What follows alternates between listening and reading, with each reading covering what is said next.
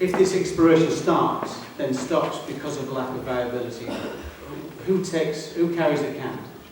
Who sorts that? Who sorts those sites out? Who cleans it up? Who finishes? Who looks the well?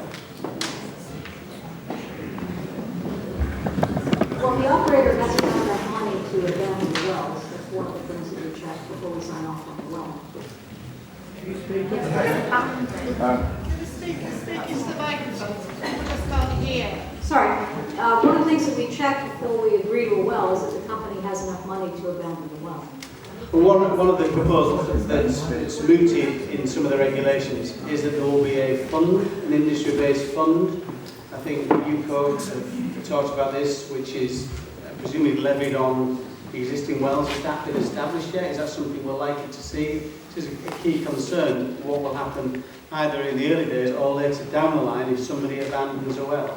So I think you're talking about liabilities should you come later down the track and find that the company no longer existed. So I think clearly if the company still exists, post the well being abandoned, then it's their responsibility if there's any issues. And one of the things, as Tony said, that the OGA checks is the financial viability in the long term of the company.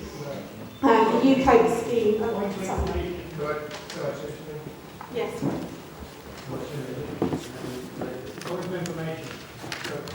So, can you hear me? Yeah. The reality is, I think you're confusing two things. You're talking about the viability of the company, but initially you said that, you know, if somebody puts a project forward, it's got to be viable. You don't know if it's viable until you drill the wells, until you've proven a reservoir. So the question really should be, if people start drilling exploratory wells and they're not proved to be economically feasible, who's responsible for all the clear-up afterwards? The company is responsible. Well, yeah, well abandonment in the short term will be covered if they're not successful. And if the wells are not successful, they won't take forward an expanded development plan to drill more wells. That's correct. But what about all of the injection fluid that's down there? What about all the ground clearance and the recovery of the land? Who's responsible for all of that? The company that drilled the well. They're bankrupt. Still, we have to go bankrupt. So the question asked if the company were to have gone bust at some later stage, as I say, one of the things we check, the OGA checks, is that the company does have that viability for the project. But yes, the Industry Association, UCO, is developing a scheme which would look at that. Look at it.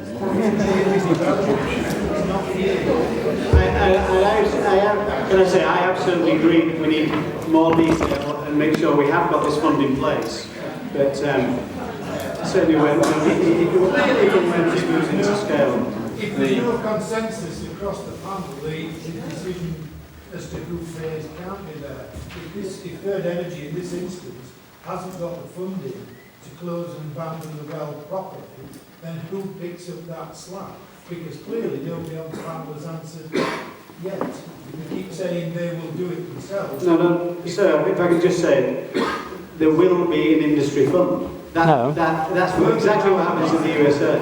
There will be an industry fund. But I absolutely accept, if I can just say, that we want detail on that fund. Absolutely accept that. The government has certified the money from expert government departments, and nothing has been said about this fund. Well, I've just said something in, and then we need detail on the fund. I absolutely agree.